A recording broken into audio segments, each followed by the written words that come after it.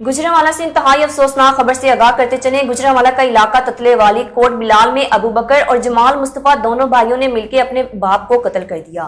कत्ल होने वाला गुलाम हैदर, जिसकी उम्र 75 साल थी, थाना ततलेवाली पुलिस मौका पर पहुंच गई। मजीद उनके भाई का क्या कहना था, जानते हैं ब्यूरो चीफ मोहम्मद सदीक से।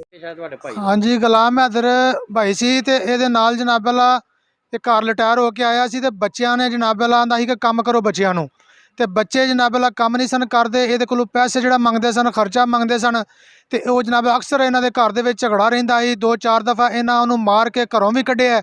ਪੂਰਾ ਪਿੰਡ ਇਸ ਚੀਜ਼ ਦਾ ਗਵਾਹੀ ਦਿੰਦਾ ਹੈ। ਉਸ ਤੋਂ ਬਾਅਦ जनाब वाला ਇਹਨਾਂ ਜਿਹੜਾ ਕੱਲ ਦਾ ਜਿਹੜਾ ਉਹਨੂੰ ਜਿਹੜਾ ਵੇ ਗਲਾ ਘੁੱਟ ਕੇ ਮਾਰ ਦਿੱਤਾ ਹੈ।